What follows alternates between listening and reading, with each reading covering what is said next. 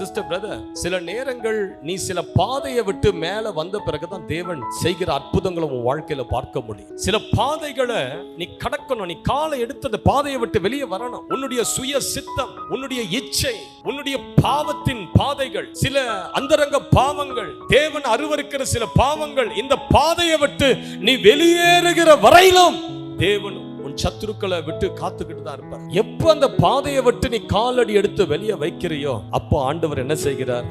செங்கடலை திரும்ப இணைக்கிறார். அவ்வளவு பேரும் பார்வோனின் சேனையும் அந்த செங்கடல்ல முழுகி மரித்து போகிறார். ஏன் ஆண்டவர் செங்கடல் அனுமதிச்சு? ஆண்டவர் எகிப்திலே இவங்களெல்லாம் கொண்டு இருக்கலாம். ஆனா ஆண்டவர் செங்கடல்ல கொண்டு வந்த தண்ணீரில ஏன் இவர்களை முழுகடிக்கணும்? ஏன் முழுகடிக்கணும்? ஏன்னா பல ஆண்டுகளுக்கு முன்பதாக இதே எகிப்தியர்கள் இஸ்ரவேலர்களுக்கு பிறந்த பிள்ளைகளை தூக்கி தண்ணீர்ல போட்டாங்க, தண்ணீரில தூக்கி வீசினாங்க. அந்த பிள்ளைகள் எல்லாம் தண்ணீரில முழுகி தத்தளித்து மரித்து போனது. மீன்கள் அந்த பிள்ளைகளை தின்றது, முதலைகள் அந்த பிள்ளைகளை தின்றது. ஆண்டவர் இப்ப அந்த வேதனை என்னன்னு அவனுக்கு காட்டணும்ல. நீ பிள்ளைகளை தூக்கி போடும் போது பிள்ளைகள் இந்த தண்ணீரில முழுகி எப்படி செத்திருக்கும், அந்த வேதனையை நீ காண வேணாமா? அதனாலதான் ஆண்டவர் எகிப்தின் சேனையை செங்கடல்ல முழுகி தண்ணீரில முழுகி மரிப்பது என்பது எவ்வளவு கஷ்டம் என்பதை நீ உணரணும்னு சொல்லி ஆண்டவர் அவர் அத்தனை பேரையும் செங்கடல்ல கொண்டு வந்து முழுகடித்தார். சிஸ்டர் பிரதர், உன் பிள்ளைகளுக்கெல்லாம் உன் சத்துருக்கள் எதை செய்தார்களோ ஆண்டவர் அதை அப்படியே அவர்களுக்கு திருப்புவார். பயப்படாதே. உன் பிள்ளைகளுக்கு, உன் வீட்டுக்கு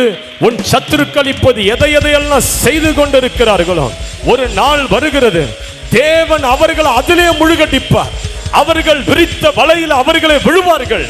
அந்த குழியில அவர்களை இறங்குவார்கள்.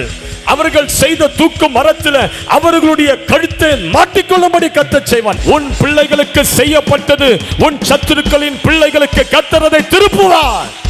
யுத்தம் உன்னுடையது அல்ல, யுத்தம் கர்த்தருடையது. நீங்கள் சும்மா இருப்பீர்கள். உங்களுக்காக கர்த்தர் பராக்கிரமம் செய்வார். உருவின பட்டயத்தோடு உன் சத்துருக்களோடு போராடுவார்.